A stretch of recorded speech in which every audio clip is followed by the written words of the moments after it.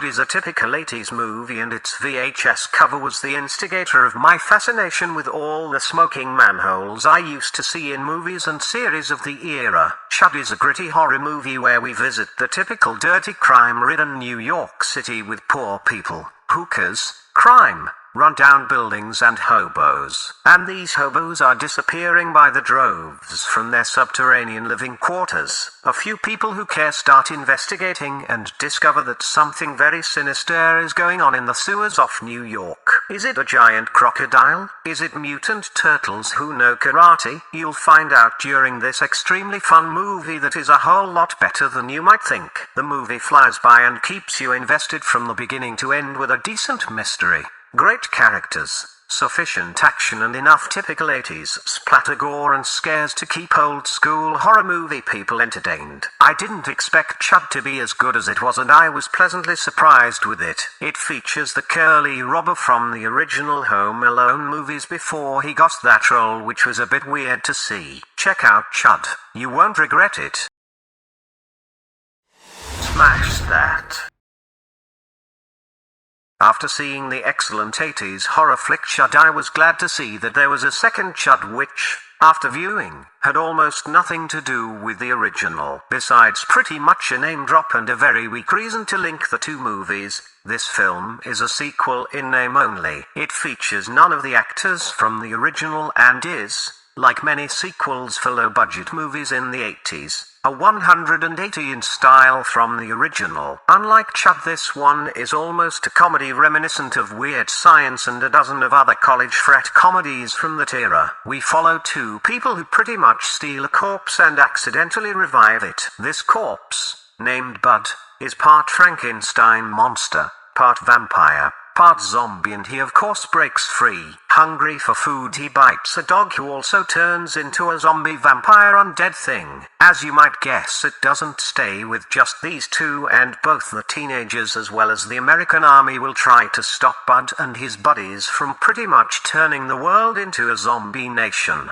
CHUD 2 is filled with jokes and corny lines. It's most definitely a comedy with some horror moments, and for this you can almost compare it to Remy's Brain Dead. The shift in genres is so different, however, that I only got into the movie halfway in, finally agreeing that it is a standalone thing. There's even a love story and some very soft 80s nudity and sexual tone. My advice for you is to check this out, but forget it's connected with the first CHUD at all. It's way more cheesy, especially the character Bud and the evil army general played by the legendary Robert Vaughn. Out of the two movies, the first CHUD is definitely the superior one, but for those who want something a bit more silly, please check this one out too.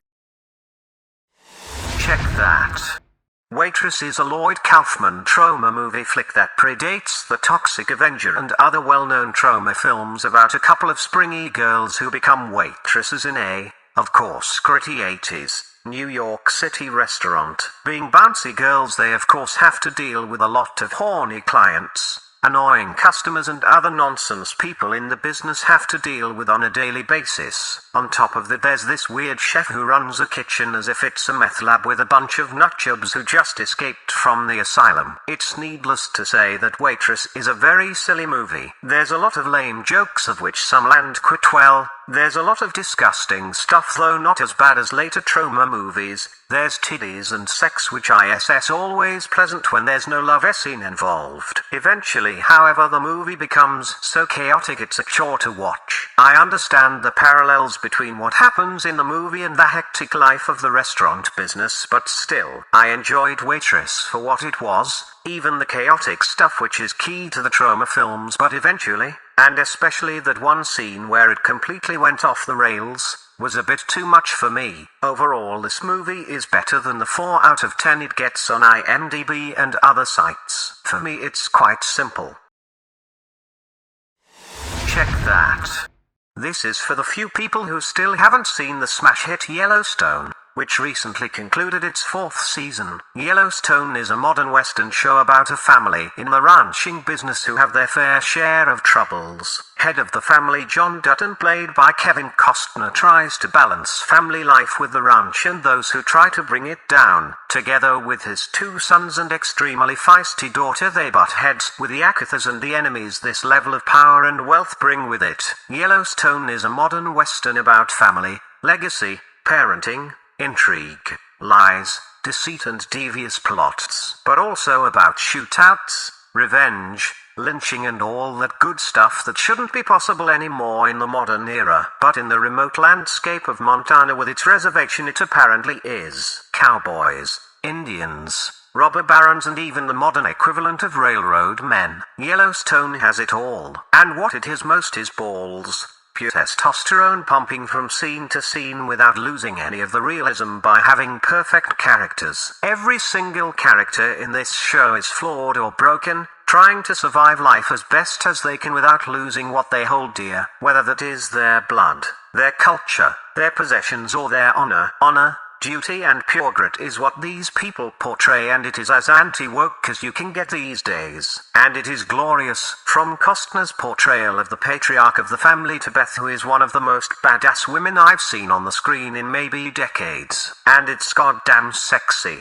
Every part of her and every part of this show. Like a famous person once said, I grew up on men, and man, Yellowstone sure has balls. For 4 seasons you'll be ripping through the pages of the show, and certain scenes will pump you up to keep going for more. Every single character is great. The storyline is engaging. The scenery is gorgeous. There's some room for politics, though not current day, and a little bit of message, but not in a bad way. I can't recommend Yellowstone enough to people who enjoy good shows. Stop watching the crap Disney gives you and spend some time on the Yellowstone Ranch. Grow up on men and sexy strong women with balls.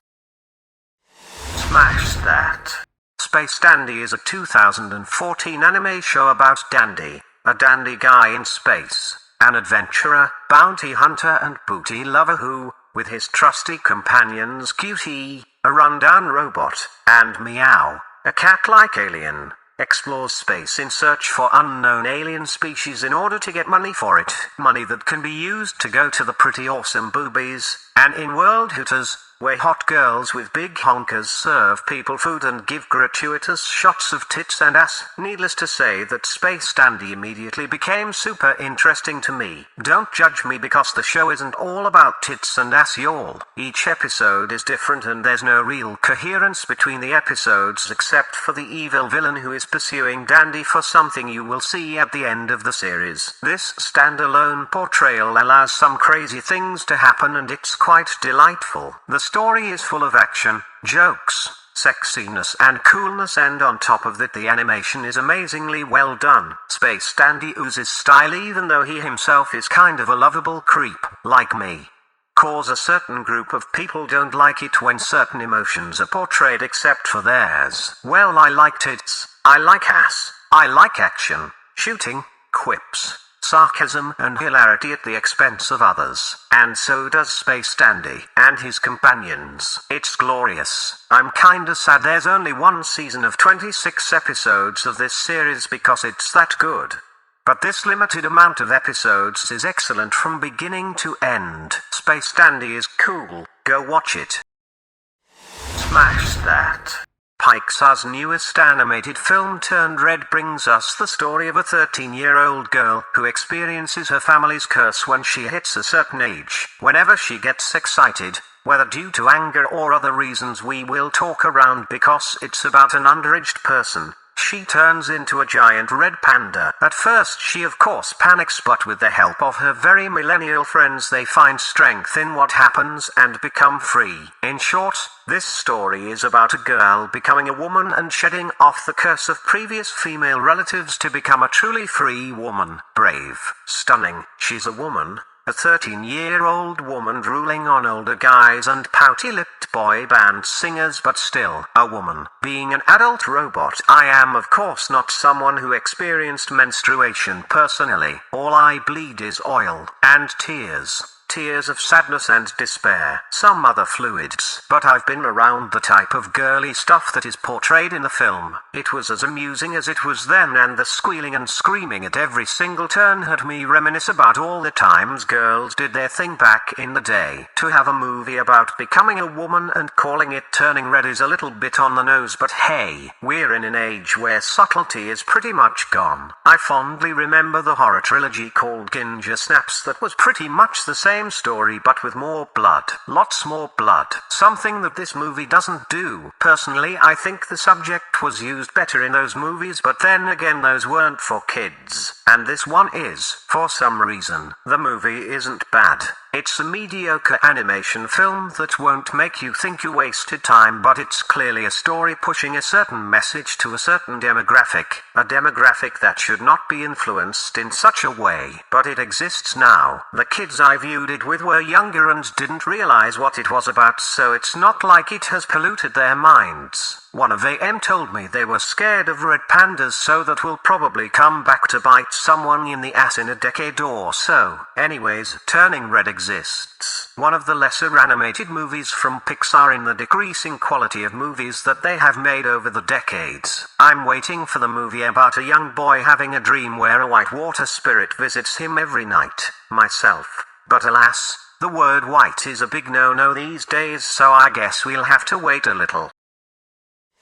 Drop that. Disaster movies. They were popular at one point in time and we had a lot of them. Mostly they are about something new being introduced to mankind, after which things go horribly wrong. In Starflight One, a rocket-propelled airplane much like the Concorde but faster gets its maiden voyage across the world. Devious capitalists, however, ignore certain problems with the design and decide to launch prematurely, while the world watches things go so wrong that the plane is catapulted into space. The passengers and the crew, with Captain Cody Briggs played by legendary Lee Majors, will attempt to survive and get back to Earth in one piece. Will they survive? How many will die? And what will happen with all that gold stored on board? Find out watching Starflight One. An enjoyable but very simple action movie from the early 80s that still has strong 70s vibes going on. Starflight One is a lot like other disaster movies and doesn't give you a lot of new stuff. The cast is charismatic though, and the events are compelling enough to keep watching this through its full run. There are better disaster movies, but this was one I haven't seen yet and it was quite enjoyable. Quite enjoyable indeed. Check that. Before the MCU and its predecessor the MCU, there still were superhero movies, although most of them are as cheesy as the Batman series from the 60s. Argoman is one such superhero. He's a slick, suave, rich dude with a chiseled chin who likes to lure hot ladies into his bed in such a way it would be frowned upon today. But he does it regardless because he's the hero of the story. This hero, besides the ability to get chicks in his bed without problem, has the power of telekinesis, a power that in those days still needed some explanation about what that was. Unfortunately, him using his powers is as underwhelming as his costume. He raises his hands and channels his power through his clawed hands and stands like he's having severe constipation on the toilet. It's a good thing they gave the actor a mask to wear so we wouldn't see the grimace on his face while doing it. He walks and fights pretty much the same like Adam West's Batman, but without the sound effects being displayed on screen. The movie is very 60s and you can't help but think about Austin Powers while watching it. I wouldn't call it a good movie. It's definitely not a good superhero movie, but it's a novelty to see. Look at it as an unintended comedy and it becomes something quite enjoyable. Check that. People watching 1978's The Driver will probably recognize quite some things while watching this movie. That's because it's a cult classic getaway movie that has been imitated in many movies, such as 2011's Drive, 2017's Baby Driver, and the Driver video game series by Ubisoft and others. Our nameless protagonist, known only as the Driver or Cowboy, gets pursued by a relentless and unscrupulous cop known as the Detective, after he wreaks a decent amount of havoc during his last getaway drive for some career criminals. Being the strong but silent type, our driver of course has a code, and that immediately makes him cool as fuck. Besides being an awesome driver and a ladies' man, of course, the driver has some spectacular and long driving scenes. Realistic ones that are not the dribble we get presented in car movies such as The Fast and the Furious, making this one of those on-your-seat movies. The analogy of the cop chasing the robber and the hero escaping them, as well as the robbers without a code, is quite obvious, adding to the simple but effective layers this movie is built upon. Add the charm and Betty of Isabella Adjinin and toy around with a not-quit love interest / femme fatale danger, and you got something for everyone to enjoy. The movie reminded me a lot of Drive, which of course is not a coincidence. I would almost say it's a sort of continuation, even though, let's be frank, Drive is pretty much a remake of sorts. The Driver is a great cult movie that belongs in the long list of classic movies you have to see. Make a little marathon and watch this one with Bullet, Drive and Baby Driver, to name only a few. Smash that. Dr. Sin is a bunch of classic Disney movies with an intro by Mr. Walt Disney himself about an 18th century masked robber who stole from the rich and gave to the poor, based on a bunch of novels by Arthur Thorndike about Dr. Christopher Sin, a reverend by day and a masked criminal by night who fights against the unjust rule of King George III in and around the Romney Marsh area in England. Sin, played by the legendary Patrick McGoohan, who brings his well-known gravitas to the role, graveling his voice and cackling like a madman as he rides through the night. Accompanied by a Zorro-esque theme song, we follow Dr. Sin in 3 separate stories. One where he is introduced and aids a man, among others, on the run of the law, one where he deals with a traitor within his ranks, and one where he stages a jailbreak from a heavily fortified fort. Accompanied by his gang and having access to the higher echelons of power on the other side, Dr. Sin feels like a historical version of Batman. Unfortunately, Dr. Sin never existed in real life as far as I could find, although the masked story of Robin Hood-like vigilantes reminded me a lot about the local folklore of the Buck Riders, a bunch of hoodlums who swore a pact with the devil and rode through the skies on bucks, robbing from the rich and poor depending on which story you hear. And the Buck Riders did exist in the 18th century lowlands. Dr. Sin is an enjoyable family movie, or movies, that are a bit dated but still allow for some wholesome entertainment. McGoohan, as usual, carries the movie and elevates a couple of simple stories into something to behold. Walt's intro was endearing and reminded me of my childhood, but I noticed the nagging stings of cynicism pop up thanks to the dark tales I heard from his company. A dark tale that reflects within Dr. Sin, seeing it's all filmed extremely dark and gloomy despite the often light-hearted interactions. Dr. Sin is a relic of its time and deservedly part of the classic line. A mostly forgotten movie that should be remembered. Not the best, but worth a watch. Check that.